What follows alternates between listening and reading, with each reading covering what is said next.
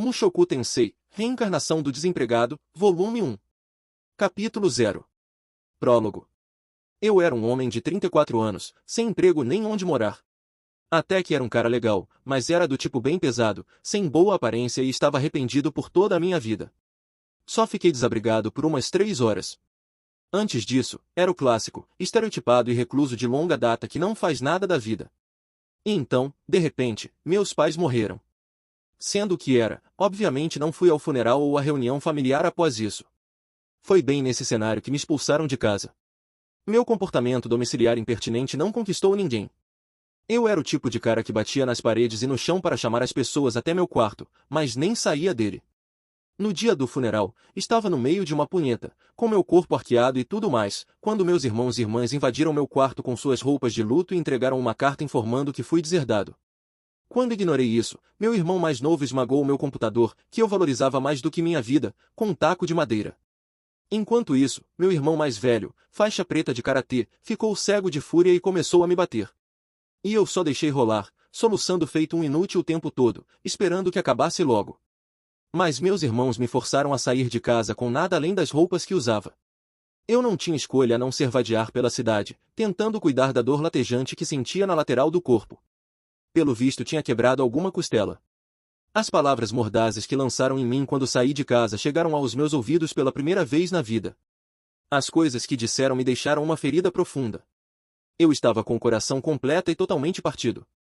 O que infernos fiz de errado? Tudo o que fiz foi não ir ao funeral dos nossos pais para bater uma enquanto via um pornô de loli sem censura. Então, o que diabos deveria fazer agora? Eu sabia a resposta: procurar um emprego integral ou de meio período, encontrar um lugar para morar e comprar alguma comida. A questão era como? Não fazia ideia de como começar a busca por um emprego. Bem, certo, eu sabia o básico. O primeiro lugar que deveria procurar era uma agência de empregos. O problema é que fiquei recluso por mais de 10 anos, então não fazia ideia de onde encontrar uma. Além disso, lembrei de ter escutado que essas agências lidavam apenas com a apresentação de oportunidades de emprego. Seria necessário levar o currículo até o local ofertando trabalho e também participar de uma entrevista. E aqui estava eu, usando um moletom até duro graças a uma mistura de suor, sujeira e meu próprio sangue. Não estava em condições para uma entrevista. Ninguém contrataria um estranho com minha aparência. Ah, com certeza deixaria uma grande primeira impressão, mas jamais conseguiria um emprego. Além disso, nem sabia onde comprar o papel para o currículo. Encontraria em alguma papelaria? Na loja de conveniência? Até tinha uma ou outra loja de conveniência por perto, mas eu não tinha dinheiro.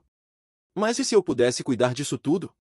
Com um pouco de sorte, poderia pedir dinheiro emprestado em alguma empresa de crédito pessoal ou coisa do tipo, então comprar roupas novas, o papel de currículo e alguma coisa para escrever.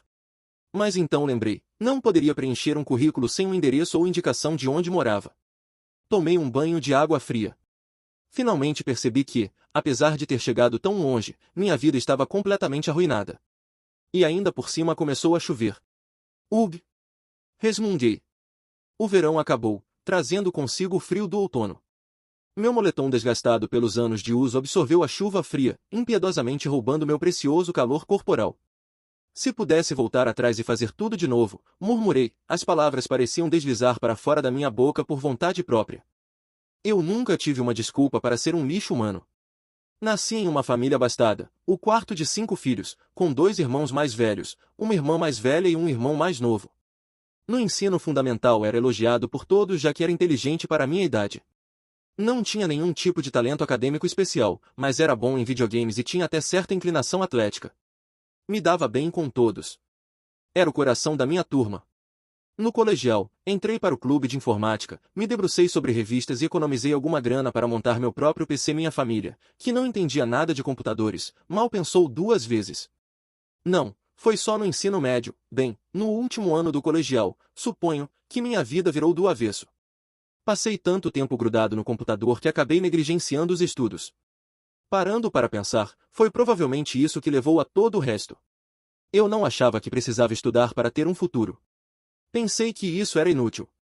Como resultado, acabei indo para a escola com o suposto pior ensino médio da região, onde estavam os piores delinquentes. Mas, mesmo assim, achei que tudo ficaria bem. Poderia fazer qualquer coisa que quisesse, afinal de contas. Não estava no mesmo nível que o restante daqueles idiotas. Ou foi o que pensei. Naquela época houve um incidente que eu ainda lembrava. Estava na fila da cantina da escola para comprar o almoço, e aí alguém entrou na minha frente. Sendo o jovem moralmente respeitável que era, dei-lhe um vislumbre da minha opinião, jogando tudo na sua cara, fazendo um papel estranho, mal-humorado e constrangedor. Mas, como esperado da minha sorte, aquele cara não era só um veterano, mas sim um dos mais desagradáveis, que competia para ser o maior panaca da escola. Ele e seus amigos bateram no meu rosto até ficar roxo e inchado, depois me penduraram no portão da escola, completamente pelado, praticamente crucificado e com tudo à mostra. Tiraram uma tonelada de fotos, que acabaram circulando por toda a escola como se não passasse de uma brincadeirinha. Minha posição social entre meus colegas despencou até o fundo do poço da noite para o dia, deixando-me com o apelido de pau de lápis. Faltei às aulas por mais de um mês, ficando escondido no meu quarto. Meu pai e meus irmãos mais velhos viram o estado em que eu estava e disseram que devia manter o queixo erguido e não desistir, vieram com um monte dessas coisas para me amparar. Ignorei tudo. Não foi minha culpa. Quem poderia ir para a escola em uma situação igual à minha? Ninguém, ninguém mesmo. Então, não importa o que dissessem, eu permaneceria firmemente escondido. Todos os jovens da minha sala que viram aquelas fotos estavam rindo de mim. Estava certo disso. Não saí de casa, mas com meu computador e minha conexão à internet ainda consegui passar o tempo. Desenvolvi certo interesse em todo tipo de coisas graças à internet, e fiz todo tipo de coisa também. Montei modelos de plástico, tentei pintar bonecos e até comecei meu próprio blog. Minha mãe me dava dinheiro quase sempre que eu pedia, parecia até que estava me apoiando em tudo isso.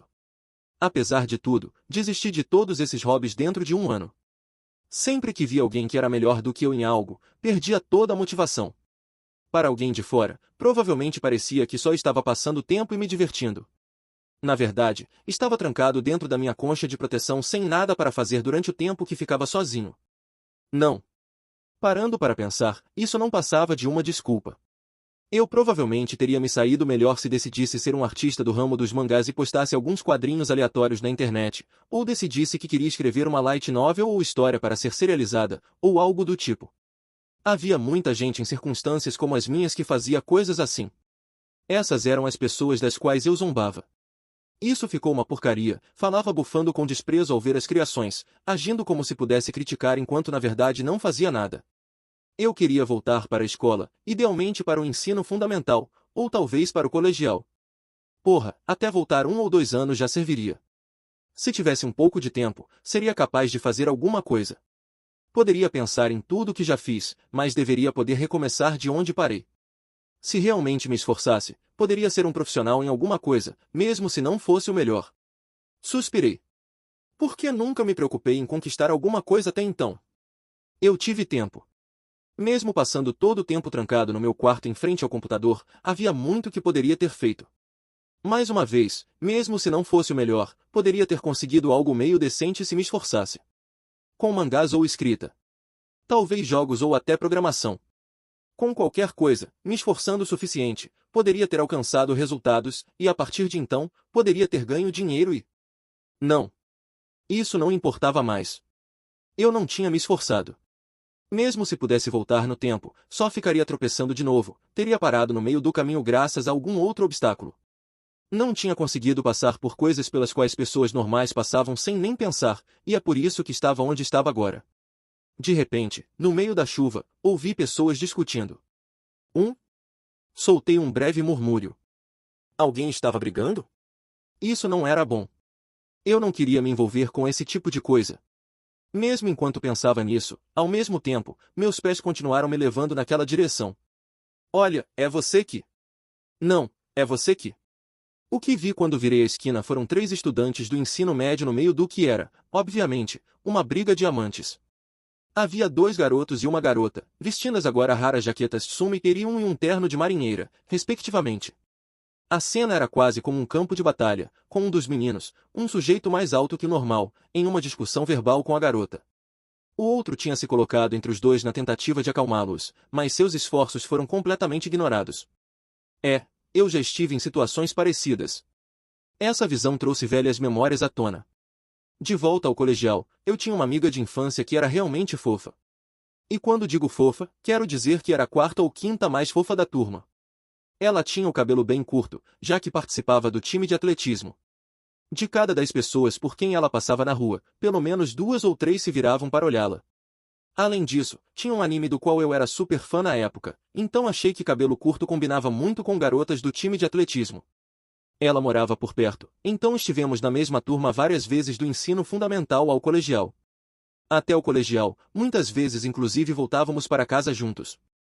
Tivemos muitas chances para conversar, mas acabávamos discutindo bastante. E eu fiz algumas coisas lamentáveis. Hoje, aguento inclusive 3 rapidinhas seguidas quando vejo os gêneros de ensino fundamental, amiga de infância e equipe de atletismo. Parando para pensar no assunto, ouvi rumores de que ela tinha se casado há uns 7 anos.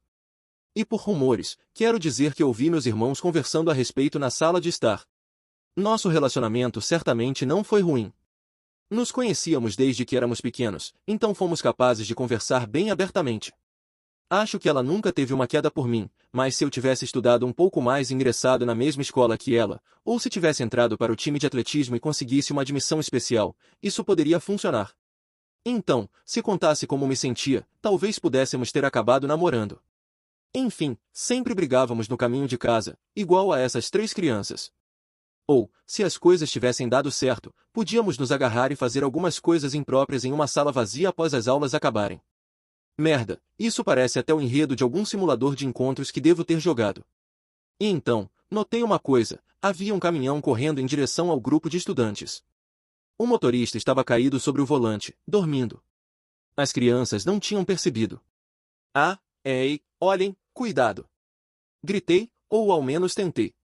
Mal falei em voz alta por mais de uma década, e minhas cordas vocais, já fragilizadas, se comprimiram ainda mais graças à dor nas costelas e ao frio da chuva. Tudo o que pude soltar foi um grito patético e vacilante que se dispersou no barulho da chuva. Eu sabia que precisava ajudar, ao mesmo tempo, não sabia como. Sabia que, se não o salvasse, iria me arrepender dentro de 5 minutos. Tipo, eu tinha certeza de que 3 adolescentes virando panqueca debaixo de um caminhão em alta velocidade era algo que eu não queria ver. Era melhor salvá-los. Eu precisava fazer alguma coisa. De acordo com todas as probabilidades, eu acabaria morrendo na sarjeta, mas achei que, ao menos conseguir um pouco de consolação, não seria ruim. Não queria passar meus momentos finais afogando em arrependimento. Cambaleei quando comecei a correr. Com mais de 10 anos mal me movendo, minhas pernas demoraram a reagir. Pela primeira vez na vida, pensei que seria bom ter me exercitado mais. Minhas costelas quebradas enviaram um surpreendente sinal de dor pelo meu corpo, ameaçando-me parar. Pela primeira vez na vida, queria também ter consumido mais cálcio. Mesmo assim, corri. Eu fui capaz de correr. O garoto que estava gritando percebeu o caminhão chegando e chamou a garota para perto dele. O outro garoto tinha desviado o olhar e ainda não havia visto o caminhão. O agarrei pelo colarinho e puxei para trás com todas as minhas forças, depois o empurrei para longe do caminho do veículo. Bom, agora só faltavam os outros 2. Naquele instante, vi o caminhão bem na minha frente. Simplesmente tentei jogar o primeiro garoto em um lugar seguro, mas, em vez disso, troquei de lugar com ele, ficando em perigo. Mas isso era inevitável e não tinha nada a ver com o fato de eu pesar mais de 100 quilos, correndo a toda velocidade, simplesmente demorei para parar. No instante anterior ao contato com o caminhão, uma luz floresceu atrás de mim. Estava prestes a ver o brilho da vida na minha frente, conforme era dito pelas pessoas? Só durou um instante, então eu não sabia. Foi tudo tão rápido. Talvez seja isso que acontece quando metade da sua vida foi vazia. Fui acertado pelo caminhão com mais de 50 vezes o meu peso e jogado contra um muro de concreto. Urg! O ar forçou o caminho para fora dos meus pulmões, que ainda tinham algum oxigênio, e vazou todo. Eu não conseguia falar, mas não estava morto. Meu enorme volume de gordura devia ter me salvado. O problema foi o fato de o caminhão ainda estar em movimento. Ele me prendeu contra o concreto, me esmagando feito um tomate, e então eu morri. Volume 1. Capítulo 1. Este é o outro mundo? Quando abri os olhos, a primeira coisa que vi foi uma luz deslumbrante. Parecia abranger todo o meu campo de visão, fiquei até vesgo olhando para ela. Depois que minha visão se ajustou, percebi uma jovem senhorita loira olhando para mim. Ela era uma linda garota? Não, espere. Era definitivamente uma mulher. Quem é ela? Pensei. Ao seu lado estava um jovem com mais ou menos a mesma idade, cabelos castanhos e um sorriso desajeitado na minha direção. Parecia ser forte e orgulhoso, com uma musculatura impressionante. Com cabelos castanhos e aparência de teimoso? Eu deveria ter reagido negativamente na mesma hora em que vi aquele imbecil, mas, para minha surpresa, não apareceu nenhuma sensação de repulsa. Seu cabelo devia ter sido pintado dessa cor. Era um tom de castanho bem chamativo. A mulher olhou para mim com um sorriso caloroso e falou.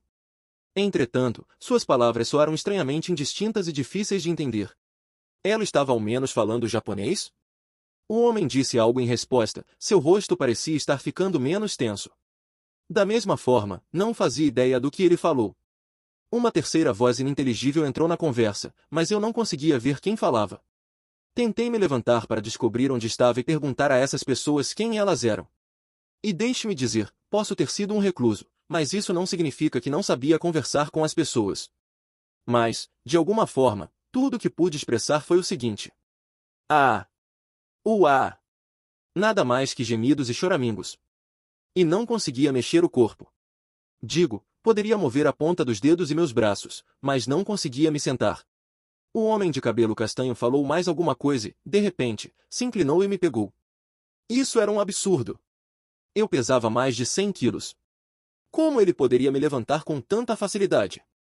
Talvez tivesse perdido peso após ficar de coma por algumas semanas? Afinal, foi um acidente bastante feio aquele em que me envolvi. Havia uma boa chance de eu não ter saído daquilo com todos os membros. Durante o resto do dia, fiquei pensando em uma única coisa. Minha vida vai ser um inferno. Vamos pular o período de um mês. Pelo visto, renasci. A realidade da minha situação finalmente fora esclarecida, eu era um bebê. Finalmente consegui confirmar isso depois de ser pego no colo e ter minha cabeça movida até eu poder ver meu próprio corpo. Mas por que ainda tinha todas as memórias da minha vida anterior? Não que estivesse reclamando, mas quem imaginaria alguém renascendo com todas as memórias, para não mencionar a veracidade daquela decepcionante realidade? As duas primeiras pessoas que vi deviam ser meus pais. Se tivesse que adivinhar, diria que tinham 20 e poucos anos. Claramente mais jovens do que eu em minha vida passada, no mínimo. Meu eu de 34 anos teria os tratado como crianças. Eu estava com inveja por terem conseguido fazer um bebê nessa idade. Desde o começo, percebi que não estava no Japão, o idioma era diferente e meus pais não tinham traços faciais japoneses. Também usavam o que parecia ser um tipo de roupa antiquada. Não vi nada parecido com eletrodomésticos, uma mulher vestida de empregada aparecia e limpava tudo com trapos. Os móveis, utensílios de cozinha e coisas do gênero eram todos rusticamente feitos com madeira. Onde quer que fosse, não parecia ser uma nação desenvolvida. Nós nem tínhamos iluminação elétrica, só velas e lâmpadas a óleo. Talvez meus pais fossem tão pobres que não pudessem pagar uma conta de luz. Mas qual a real probabilidade disso? Como tinham uma empregada, imaginei que deveriam ter dinheiro, mas talvez a empregada fosse irmã do meu pai ou da minha mãe. Isso não seria algo tão estranho. Ela ao menos ajudava nas tarefas de casa, não? Eu desejava poder retornar e fazer tudo de novo, mas nascer em uma família pobre demais para pagar até por serviços básicos não era exatamente o que tinha em mente. Mais meio ano passou. Depois de 6 meses ouvindo meus pais conversarem, comecei a aprender um pouco do idioma. Minhas notas em inglês nunca foram ótimas, mas acho que é verdade quando dizem sobre o fato de que o uso exclusivo de uma língua nativa pode dificultar o avanço dos estudos. Ou talvez, graças ao meu novo corpo, meu cérebro não poderia estar mais adequado para aprender desta vez? Senti como se tivesse um tipo de talento incomum para lembrar das coisas, talvez porque ainda era muito jovem. Mais ou menos nesse momento, também já tinha aprendido a engatinhar muito bem. Ser capaz de se mover era algo maravilhoso. Nunca fiquei tão agradecido por ter o controle do meu próprio corpo. Sempre que você desvia o olhar ele vai para algum lugar, disse minha mãe. Ei, pelo menos ele está bem e saudável, respondeu meu pai, observando-me enquanto eu engatinhava. Eu estava preocupada já que ele nunca chorou desde que nasceu. Ele nunca chorou, nem uma vez, não é? Eu não tinha chegado exatamente ao ponto de precisar choramingar por estar com fome. Quando deixei algum lamento escapar foi quando tentei, e sempre falhei, no ato de não sujar as calças. Mesmo podendo apenas engatinhar, tinha aprendido bastante para ser capaz de me movimentar. A primeira coisa que aprendi foi que esse era definitivamente o lar de uma família rica. A casa era uma estrutura de madeira de 2 andares, com mais de 5 quartos individuais, e tínhamos até uma empregada. No começo, assumi que fosse minha tia ou algo assim, mas, dada sua atitude em relação aos meus pais, duvidei que fosse da família. Nossa casa estava localizada no interior. Além das janelas havia uma pacífica paisagem de campos pastores. As outras casas eram poucas, apenas 2 ou 3 aninhadas aqui e ali entre os campos de trigo. Nós realmente vivíamos no meio do nada. Não conseguia ver cabines telefônicas ou postes de rua. Podia até não haver qualquer central elétrica nas proximidades.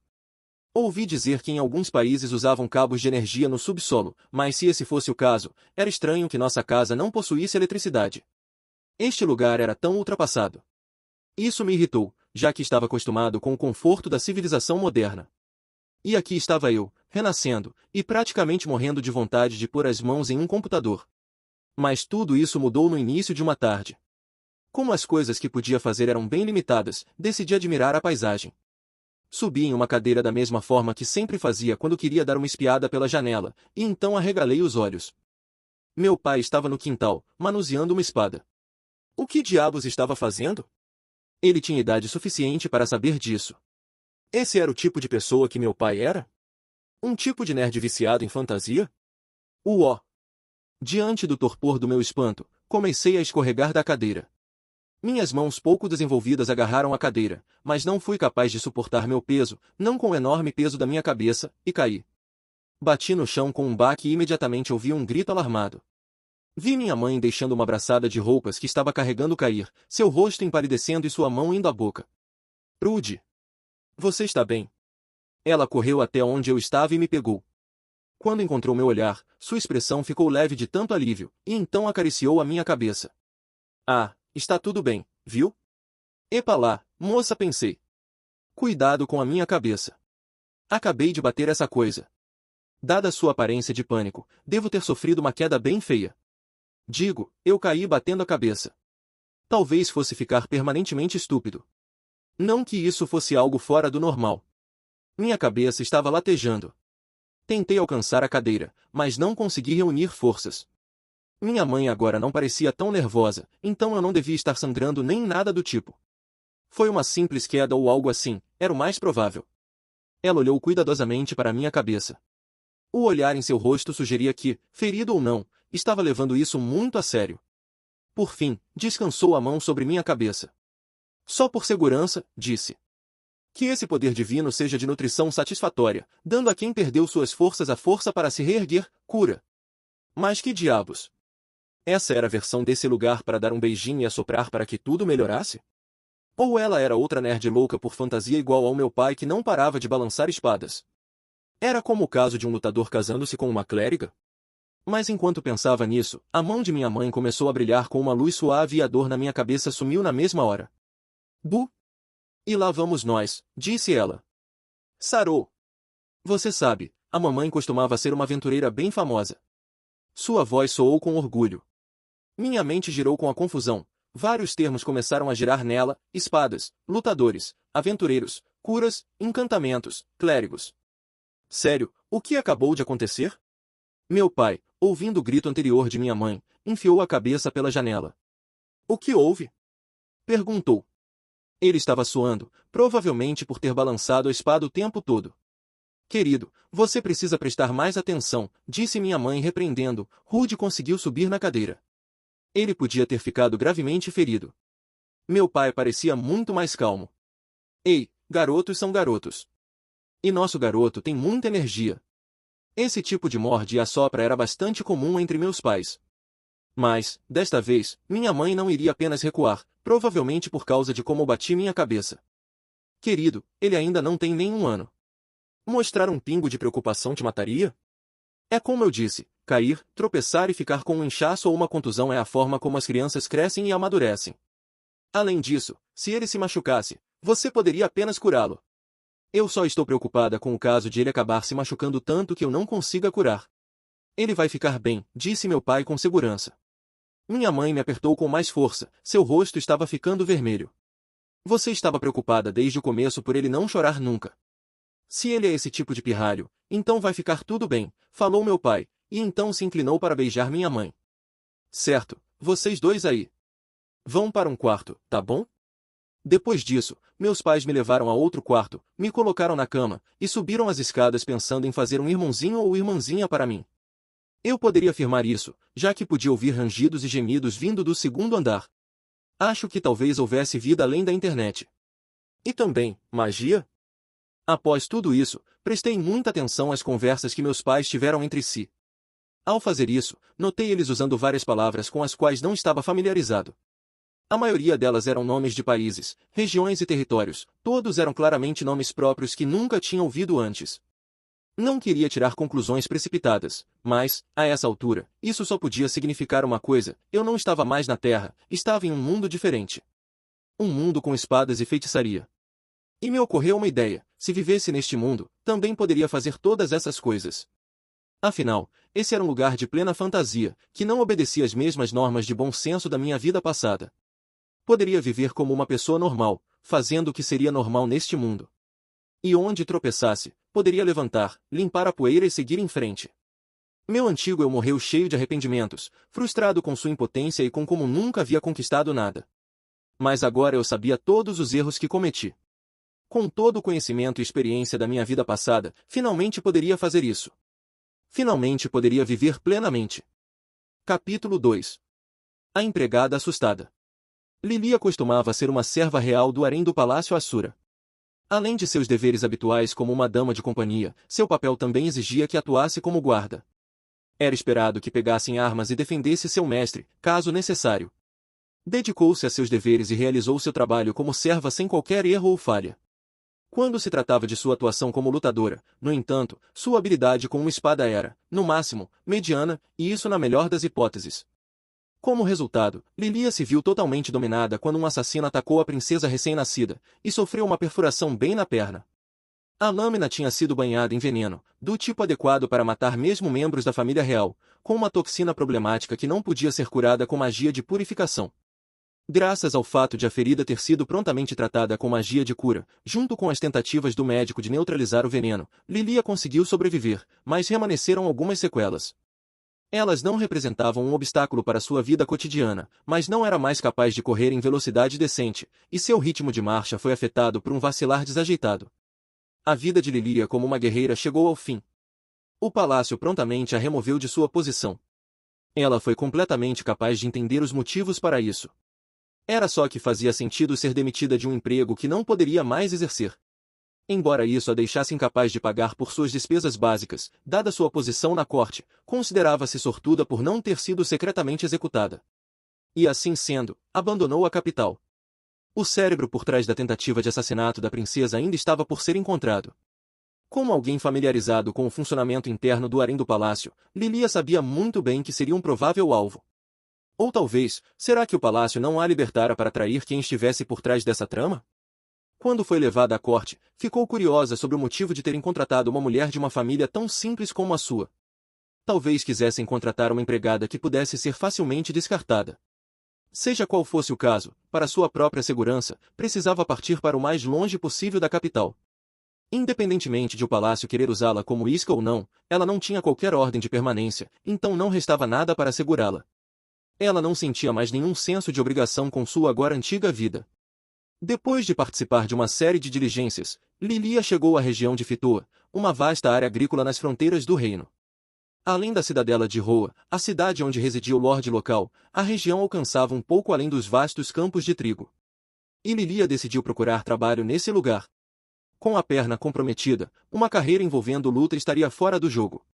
Ela ainda podia treinar espadachins, mas preferia continuar com seu trabalho de assistente, principalmente porque isso pagava muito melhor.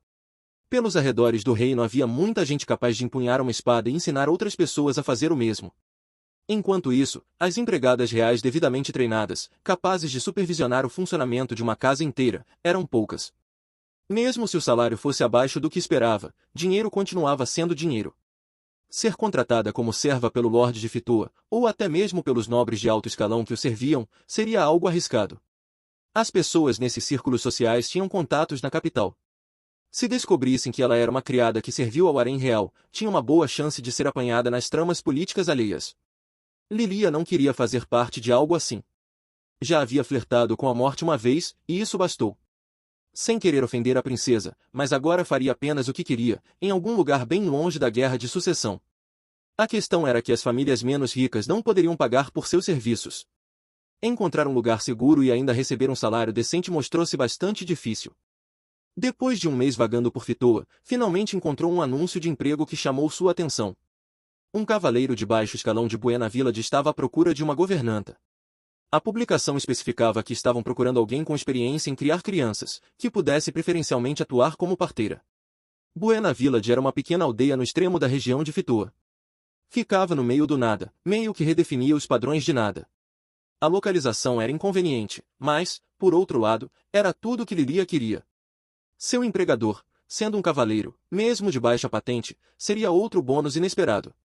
Foi o nome do empregador, entretanto, que realmente chamou sua atenção. Lilia o reconheceu, Paul Greira. Paul foi o outro aluno do antigo mestre de Lilia.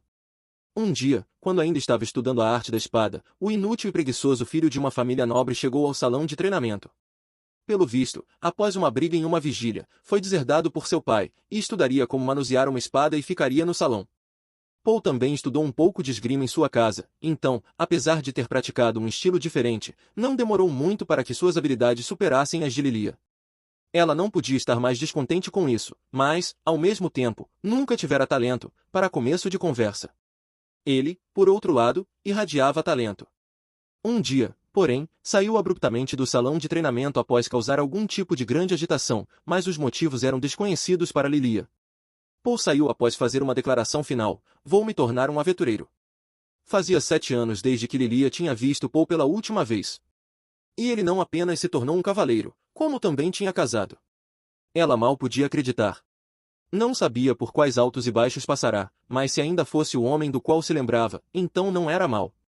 Se soubesse que ela estava com problemas, provavelmente ajudaria. E se não, bem, teria que desenterrar algumas coisas do passado.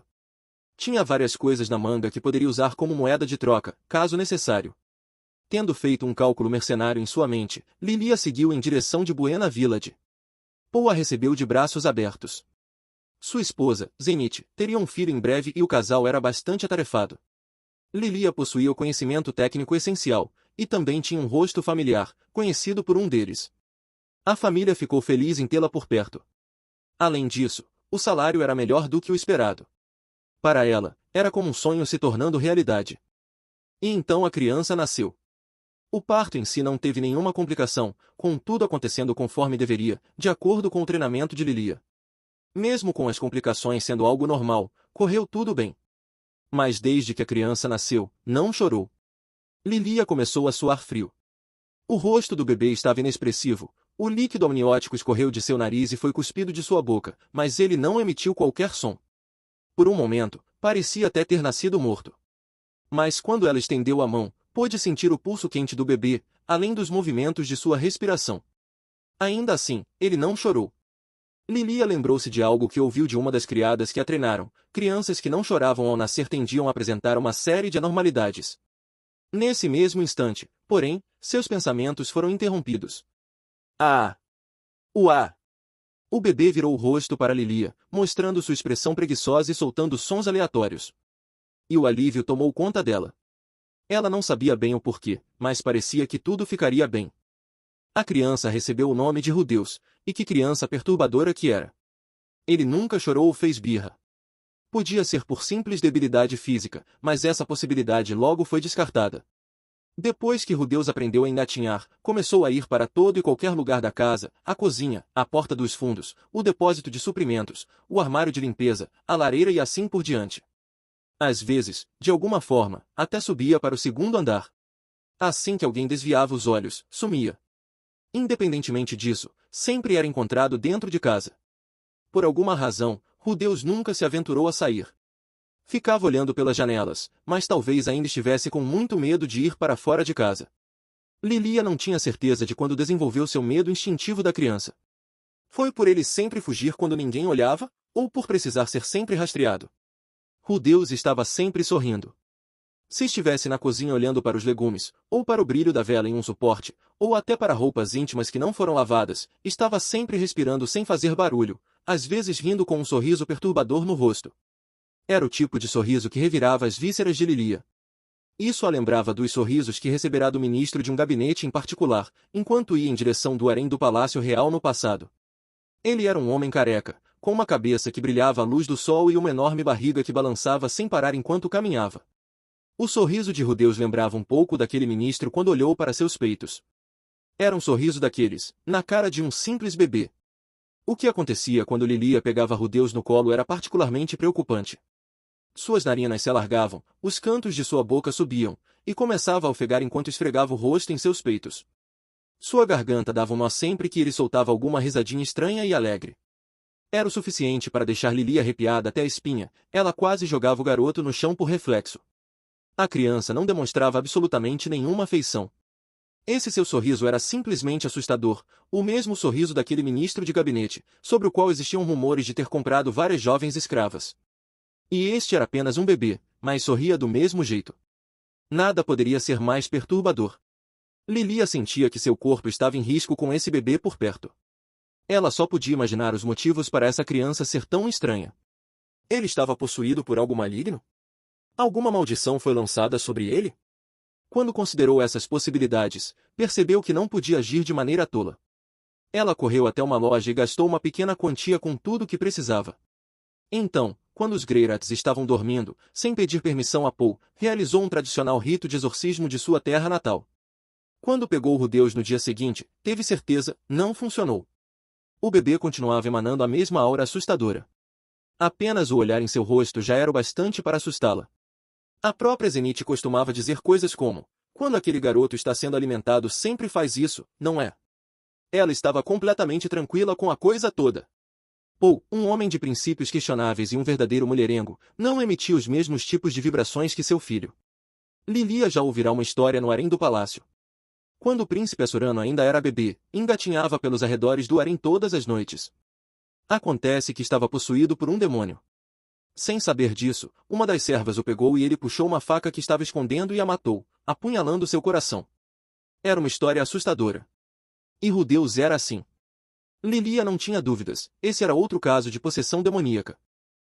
O garoto estava bem calmo e tranquilo no momento, mas uma vez que o demônio dentro dele despertasse, cruzaria a casa e mataria todos enquanto dormiam, um por um. Lilia foi muito, muito apressada. Jamais deveria ter aceitado este trabalho. Em algum momento, ela sabia, seria atacada. Afinal, era o tipo de pessoa que leva superstições muito a sério. E assim, viveu com puro medo por um ano ou mais. Em algum momento, entretanto, o comportamento sempre imprevisível de Rudeus mudou. Em vez de desaparecer e reaparecer em lugares aleatórios, começou a ficar escondido na sala de estudos de Paul, em um canto do segundo andar. Bem, talvez estudo fosse um adjetivo generoso para um cômodo simples onde ficavam alguns livros. Rudeus se trancava lá dentro e não saía. Um dia, Lilia deu uma espiada e lá estava ele, olhando fixamente para um livro e murmurando algo para si mesmo. O que estava dizendo não tinha o som de palavras.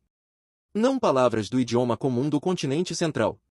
Além disso, ele era jovem demais para falar, e certamente ninguém havia o ensinado a ler. O que indicava que o garoto estava apenas olhando para os livros, não os lendo, enquanto emitia sons aleatórios. Qualquer outra coisa seria estranha. Mesmo assim, Rudeus parecia estar falando com uma cadência real e por algum motivo significativa, e parecia até que entendia o conteúdo do livro que estava lendo. Credo, que estranho, pensou Lilia enquanto observava escondida pela fresta da porta. Entretanto, dessa vez não sentiu a habitual repulsa por ele. Desde que o garoto começara a se esconder no escritório, sua estranheza difícil de definir e modo perturbador de ser melhorou bastante. Ainda sorria ou soltava aquela risada assustadora, claro, mas ela não ficava mais arrepiada sempre que o segurava. Ele tinha parado de esfregar o rosto em seus peitos e ofegar. Por que ficou tão perturbada com ele, afinal? Nos últimos dias, percebeu a seriedade e diligência da criança, então relutou em interferir. Lilia conversou sobre isso com Zenith, que aparentemente tinha a mesma impressão. A partir de então, imaginou que era melhor deixar o garoto em paz. Era estranho. Deixar um bebê sozinho não era algo que adultos responsáveis faziam. Mas agora, a inteligência que resplandecia no olhar de Rudeus entrou em contraste com os poucos meses anteriores, quando soltava apenas ruídos indecentes. E ainda havia resoluta e intensa vontade de acompanhar o amadurecimento dessa intelectualidade brilhante. O que deveriam fazer? Lilia, com sua escassa experiência, não tinha as ferramentas para tomar uma boa decisão. Não existe uma maneira universal de se criar uma criança, escutara. Foi de uma das criadas reais mais velhas? Ou talvez de sua mãe? Ao menos agora não havia nada de perturbador ou assustador no garoto, nada a temer. No final, decidiu deixar por estar. Qualquer interferência poderia fazer com que a criança voltasse a agir como antes. Capítulo 3. Um livro de magia. Já fazia quase 2 anos desde que reencarnei. Minhas pernas finalmente se desenvolveram o bastante para que eu pudesse andar. Além do mais, finalmente consegui falar na língua deste mundo. Tendo decidido dar uma chance de ser decente dessa vez, primeiro precisei elaborar um plano. O que me faltou na vida anterior? Estudo, exercícios e técnica, era isso. Quando bebê, entretanto, não havia muito que pudesse fazer. Nada além de enterrar o rosto no peito de alguém sempre que me pegavam no colo. Sempre que fazia isso com a empregada, ela nem tentava mascarar o descontentamento em seu rosto, claramente não era uma fã de crianças. Achando que os exercícios eram algo que poderia esperar, comecei a ler os livros da casa. O estudo da linguagem é algo crucial. Quase 100% dos japoneses são alfabetizados em seu próprio idioma, mas muitos negligenciam o aprendizado de inglês ou hesitam em interagir com pessoas do exterior, tanto que a capacidade de falar uma língua estrangeira é uma habilidade valiosa. Com isso em mente, decidi que dominar o sistema de escrita deste mundo seria minha primeira meta. Havia apenas 5 livros em nossa casa. Eu não sabia se era porque os livros eram caros neste mundo ou porque Poe e Zenith não eram leitores assíduos. Provavelmente era um pouco de cada coisa. Como alguém que tinha uma coleção de vários milhares de livros, mesmo sendo todos light novels, a situação seria difícil de lidar. Ainda assim, 5 livros já eram o suficiente para aprender a ler. O idioma deste mundo parecia muito com o japonês, então pude entender com facilidade. Os caracteres escritos eram completamente diferentes, mas a gramática era semelhante à que eu conhecia, o que felizmente indicava que só precisava focar no vocabulário, ao qual por sorte já tinha sido bastante exposto. Meu pai lia para mim, o que me permitia aprender palavras rapidamente. Meu novo eu, sendo melhor na aprendizagem, provavelmente também tinha algo a ver com isso. Uma vez que pude ler, achei o conteúdo dos livros bastante interessante. Nunca me diverti estudando, em momento nenhum da minha vida anterior, mas depois de pensar um pouco, notei que não era tão diferente de buscar por informações sobre jogos online. E isso não era tão ruim.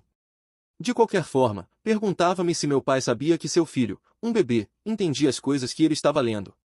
Digo, eu sempre me comportava, mas acho que um garoto normal com a minha idade faria birras ou algo assim, então às vezes também fazia isso.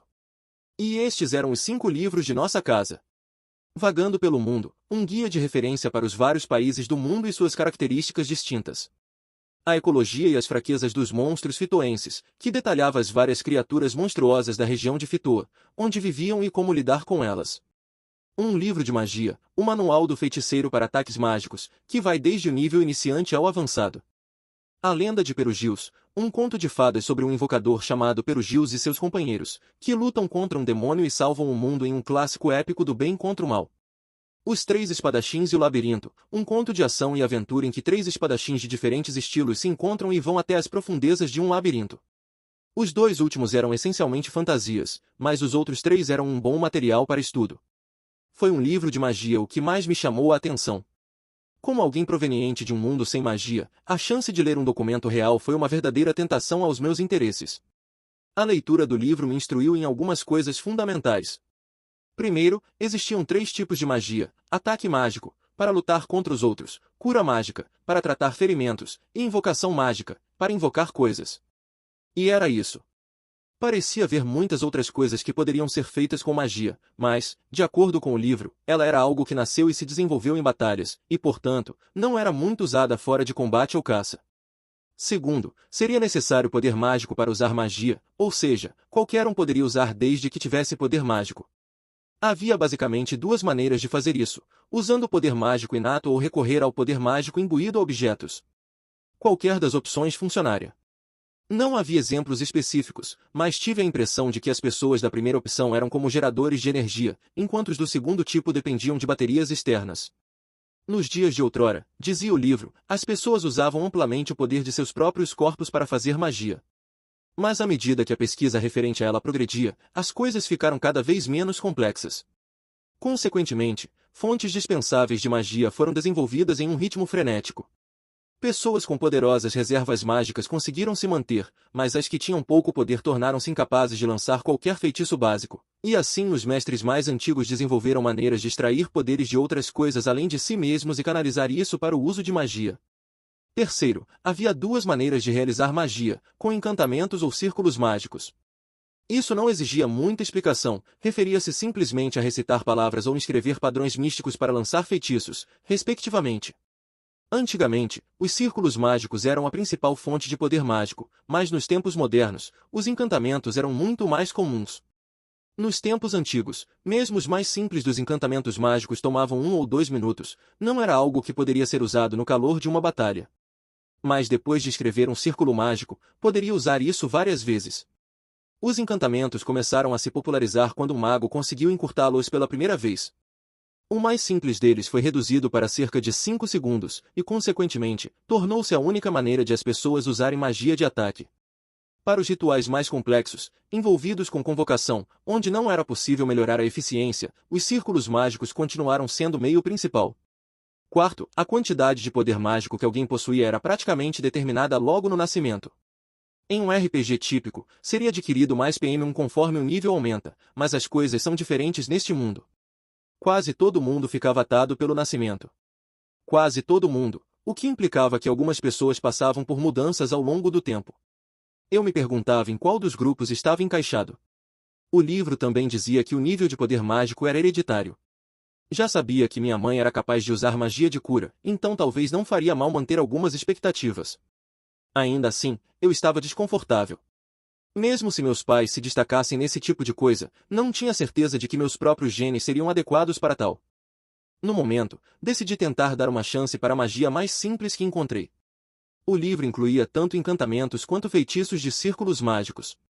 Como a primeira opção era a mais popular, e não tinha nada com o que desenhar um círculo mágico, optei por começar pelo estudo de encantamentos. Pelo que entendi, à medida que o alcance de um feitiço aumentava, as invocações envolvidas ficariam mais longas, até que surgisse a necessidade de usar um círculo mágico junto. Mas se fosse para começar com coisas simples, eu deveria conseguir me virar. O mais experiente dos feiticeiros, dizia o livro, poderia lançar feitiços sem qualquer encantamento, ou, no mínimo, reduzir drasticamente o tempo de encantamento. Não sabia ao certo ainda como treinar para evitar eles. Afinal, a quantidade de poder mágico da pessoa não mudava, não havia nem mesmo um aumento no PM máximo. Talvez, com treinamento, a quantidade de PM gasto no feitiço diminuísse? Mas gastar menos não tornaria o processo mais fraco? Bem, tanto faz. Seja qual fosse o caso, eu só precisava tentar. Com um livro de magia na mão esquerda, estendi a direita e comecei a recitar as palavras.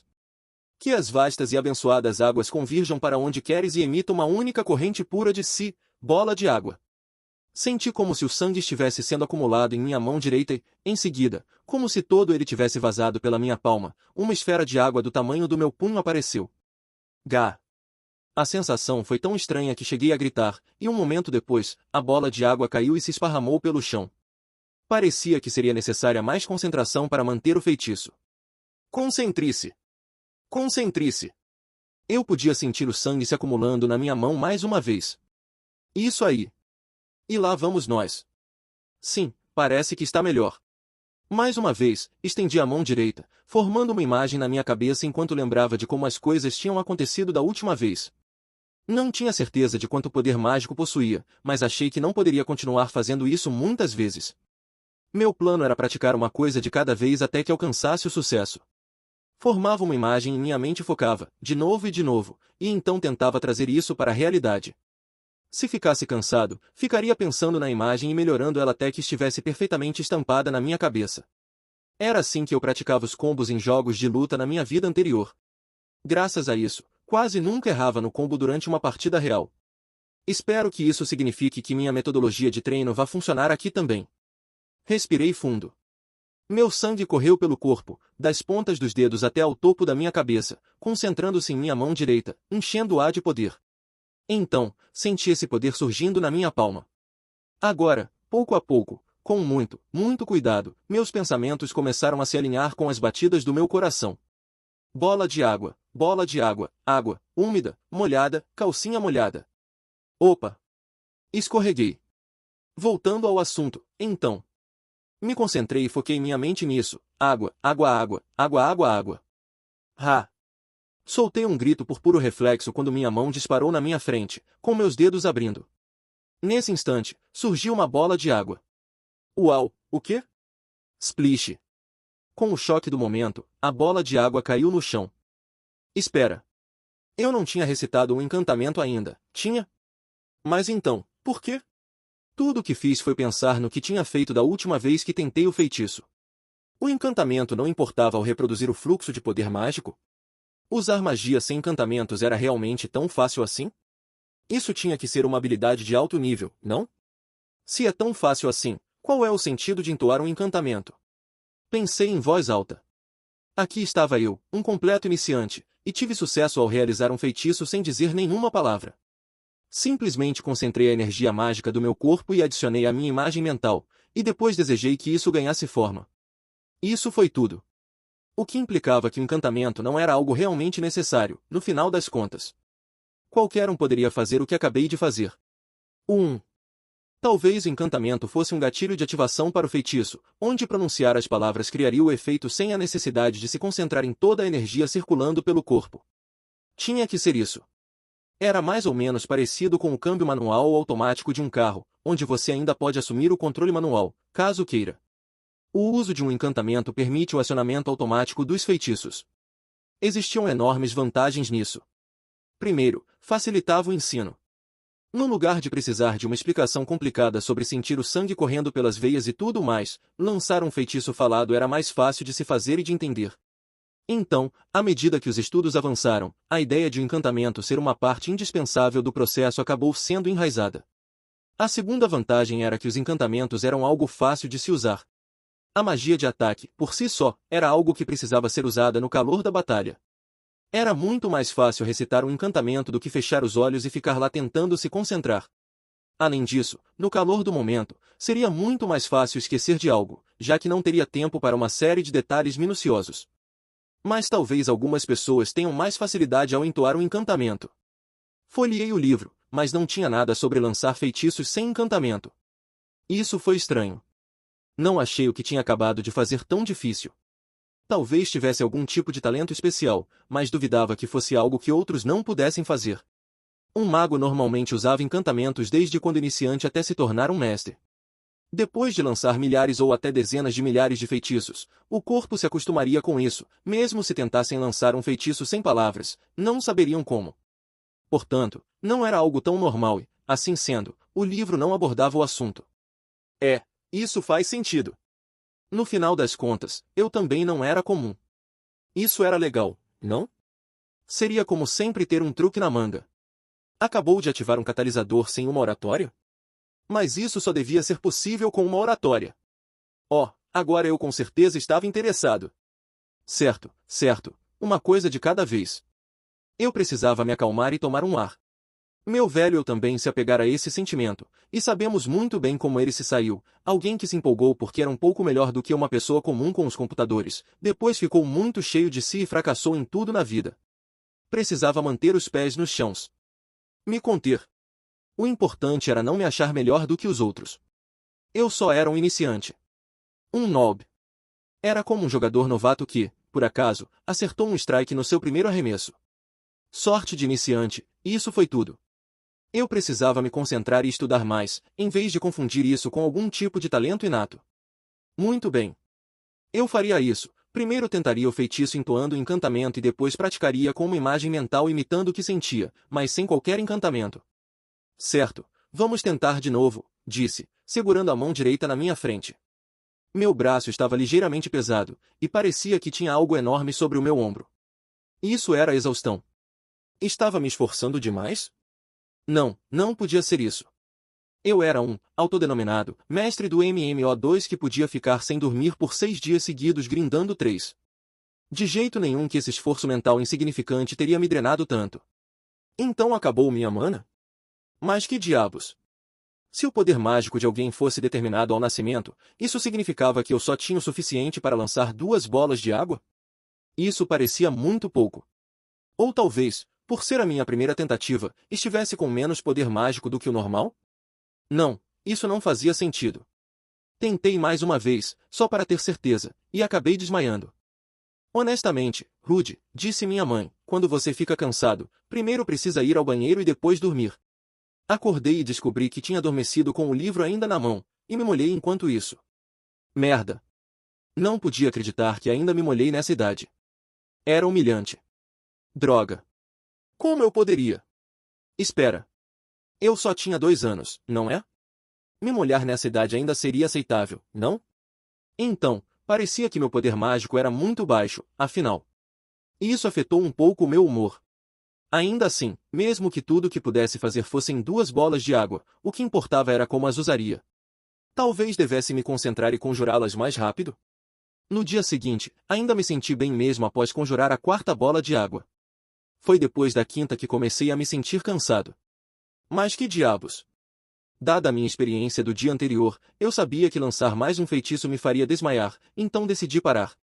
E então percebi, isso estabelecia o meu limite em 5 bolas de água, 2 vezes mais do que conseguirá no dia anterior.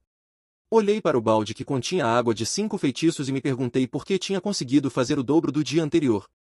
Cansei mais por ser a minha primeira vez? Os feitiços consumiram mais mana por ser a primeira vez os conjurando? Lancei todos os feitiços sem qualquer encantamento, então duvidei que tivesse algo a ver com isso. Não fazia ideia. Talvez minhas habilidades melhorassem ainda mais no dia seguinte. No dia seguinte, o meu número de bolas de água aumentou significativamente. Agora eram 11. Qual era o ponto da coisa? Parecia que quanto mais usava o feitiço, mais seria capaz de usá-lo. Se estivesse certo, seria capaz de chegar aos 21 no dia seguinte. E no dia seguinte, apenas por segurança, resolvi lançar apenas 5 feitiços antes de parar. E depois, no outro dia, consegui chegar aos 26. Parecia que estava certo, quanto mais usasse o feitiço, mais conseguiria usar. Fui enganado. O que era toda aquela coisa sobre as reservas mágicas de uma pessoa sendo estabelecidas ao nascimento? As pessoas estavam atribuindo limitações aos talentos que não tinham. Como os adultos se atreviam a dizer às crianças onde estavam os seus limites? Acho que não posso tomar tudo o que este livro diz como verdade, murmurei. As coisas escritas nele pareciam sugerir a perspectiva de que existiam limites para as pessoas. Ou talvez estivesse falando sobre como funcionavam as coisas após o treinamento das habilidades. Talvez o livro estivesse dizendo que havia um limite superior no poder mágico, que nenhuma quantidade adicional de esforço ou treinamento poderia ultrapassar. Não. Ainda era cedo demais para chegar a essa conclusão. Por enquanto, isso era apenas uma hipótese.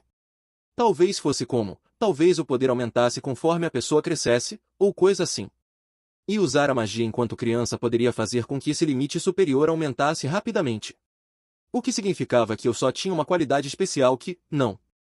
Eu já disse que não iria me considerar especial. No meu mundo anterior, diziam que se exercitar enquanto crescia ajudava a desenvolver suas habilidades mais rapidamente. Por outro lado, depois que parasse de crescer, as melhorias não seriam mais tão boas, independente do esforço. Podíamos estar falando de magia neste mundo, mas as realidades de como o corpo humano funcionava não poderiam ser tão diferentes. O princípio ainda seria o mesmo. Isso significava que havia apenas uma coisa a fazer, continuar aprimorando minhas habilidades o melhor possível enquanto ainda estava crescendo. No dia seguinte, decidi que continuaria diariamente levando minha magia ao limite, a qual aumentaria cada vez mais conforme eu usasse. Como pude recriar a sensação certa, lançar um feitiço sem encantamento virou algo fácil. Esperava dominar os feitiços para iniciantes de cada ramo de magia em pouco tempo. Por feitiços para iniciantes, quis dizer os feitiços mais básicos que poderiam ser usados para o ataque. Isso inclui feitiços como a bola de água e a bola de fogo, além de outros ainda mais básicos. Os feitiços estavam divididos em 7 níveis de dificuldade: iniciante, intermediário, avançado, santo, real, imperial e divino. Normalmente, magos treinados poderiam usar os feitiços avançados no ramo da magia que focassem, mas só poderiam usar feitiços iniciantes ou intermediários das demais escolas. Uma vez que alguém fosse capaz de lançar feitiços com uma classificação superior avançado, era reconhecido como um santo do fogo ou santo da água ou qualquer outra coisa, dependendo do ramo escolhido. Mago Santo. Eu meio que esperava chegar a esse nível algum dia. Entretanto, meu livro de magia incluía apenas feitiços de fogo, água, vento e terra, e apenas até o nível avançado. Então, como aprenderia magia santa? Não, ainda não devia pensar nisso, decidi. Em um RPG Maker, se você começar criando os monstros mais fortes, as chances de isso acabar dando errado são enormes. Primeiro é preciso começar com as coisas de baixo nível, como os slimes. Mas eu pessoalmente nunca tinha conseguido fazer nada naquele jogo, mesmo quando comecei pelos slimes. Os feitiços de água no nível iniciante listados no livro eram os seguintes.